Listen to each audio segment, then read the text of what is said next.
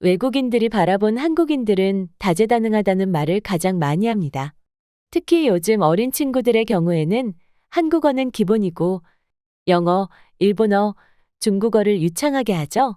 또 요즘은 안 그렇다고 하지만 나 하나만 생각하는 게 아닌 옆에 있는 내 친구, 내 동료를 비롯해 모르는 사람에게까지 배려하는 따뜻한 마음씨 역시 외국인들이 한국인들을 칭찬하는 이유 중 하나로 꼽습니다.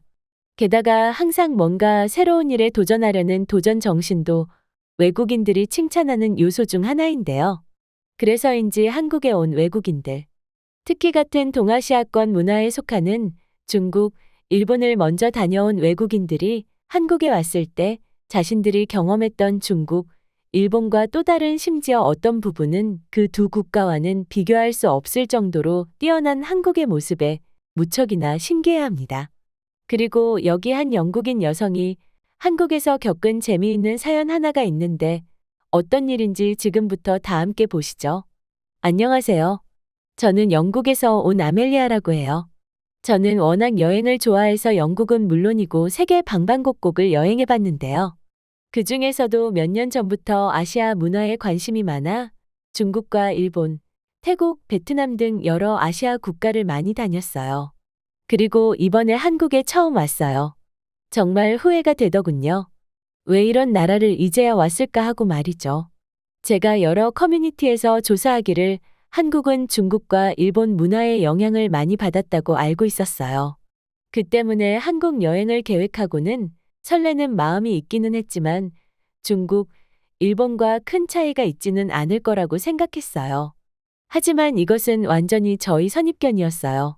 그런 생각을 가지고 한국에 왔는데 이곳에서 벌어진 하나의 일 때문에 저는 주변 사람들에게 한국을 홍보하는 완전히 한국 홍보대사가 돼버린 거 있죠? 처음 여행한 한국은 제가 지금까지 가봤던 이집트, 중국, 일본 그리고 미국을 비롯해 여러 유럽권의 나라에 절대 뒤지지 않는 볼거리, 즐길거리가 많은 나라였어요. 특히 경복궁, 창경궁 같은 고궁을 가장 먼저 찾았는데 어쩜 그리 아름다운지 몰라요. 옛 고궁 앞뒤양옆 할 것 없이 정말 대단한 현대적인 건축물과 8차선이 넘는 유럽의 대도시에서나 볼 법한 깔끔한 도로와 또 수많은 사람들이 한데 어우러질 수 있도록 하는 전통시장, 커피숍 등이 한 곳에 모여 있는 게 너무 신기했어요. 특히 모든 것이 조금도 이질감이 들지 않아 더욱 신기했죠. 게다가 이런 문화를 더욱 재밌게 즐길 수 있도록 하는 한복 대여라든지 또 야간에도 아무 걱정 없이 활보하고 다닐 수 있는 모습까지 모든 것들이 너무 아름답고 제 마음에 쏙 들었어요.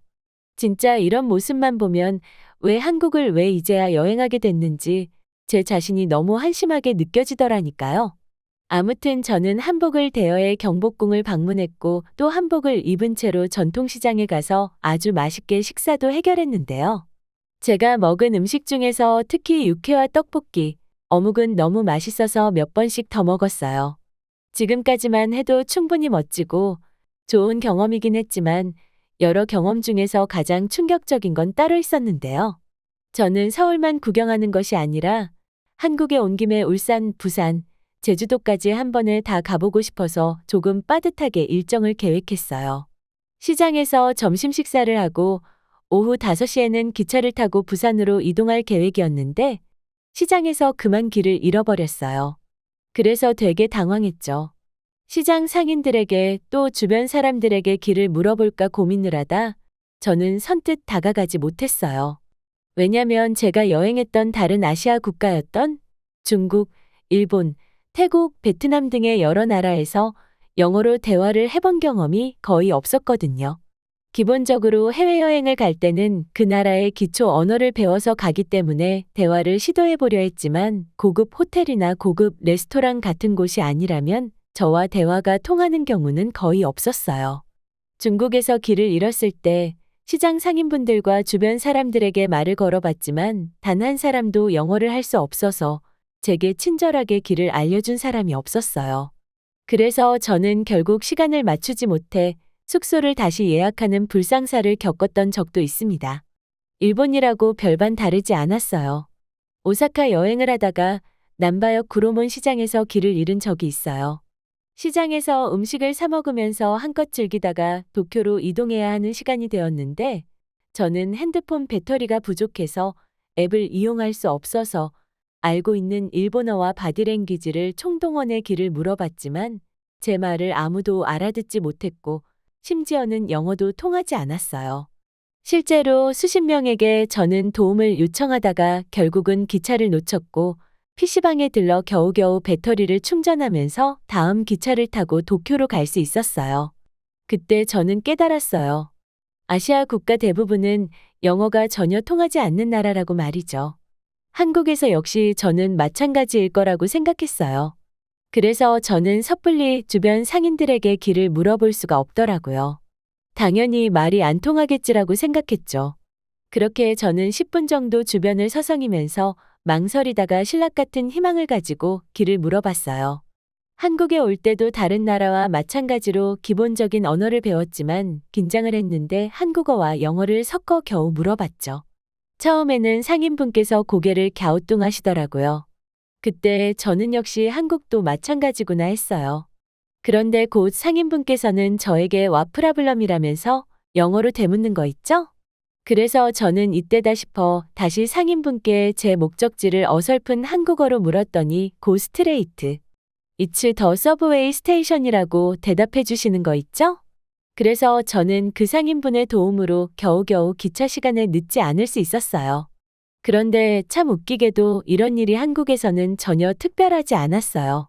저는 평소에 길을 워낙 못 찾는 사람이라 이후로도 몇 번 길을 헤맸고 많은 사람들의 도움을 받았는데요. 또 한국인들은 얼마나 친절하고 또 센스가 넘치시는지 나이가 지긋해 보이는 어른분께 길을 물은 적이 있는데 그분은 먼저 번역앱을 켜서는 저희 문제를 해결해 주셨어요. 중국이나 일본 그리고 다른 나라의 경우에는 애초에 영단어를 제대로 아는 사람 자체를 만나기가 매우 희박하고 설령 영어를 할 줄 아는 사람이라고 해도 도저히 알아들을 수 없는 경우도 있었거든요. 심지어는 공항이나 영무원 분들도 영어를 몰라 난처했던 상황이 한두 번이 아니었어요. 한 번은 중국 공항에서 비행기 티켓에 문제가 있어서 직원분과 대화를 하는데 자꾸만 중국어로 말하고 영어를 할 줄 모르냐고 물으니 마치 저를 무시하듯 깔보면서 말하는 경우도 있었거든요. 그래서 저는 앱을 가지고 번역을 해가지고 겨우겨우 티켓을 재발권 받았죠. 아시아에서 그나마 선진국이라고 불리는 일본이나 또 지투로 불리는 중국 사람들이 이렇게 영어를 못하니 당연히 한국에서도 마찬가지일 거라고 생각했었는데 한국인들이 이런 저의 선입견을 완벽하게 부셔주었습니다. 길거리에 있는 모든 사람들이 영어를 어느 정도 하기도 하고 심지어는 길을 걸어가는 어린 아이들에게 물었던 적도 있는데 발음이 아주 정확했고 유창한 영어 실력을 가지고 있더라니까요. 한 번은 있잖아요. 마트에서 잔돈을 잘못 받았어요. 저는 마트 앞에서 어떻게 말을 하지 서성이고 있었는데 어머니와 함께 있던 초등학생? 아니, 유치원생처럼 보이는 한 꼬마 숙녀가 저에게 다가와 말을 걸어주었어요.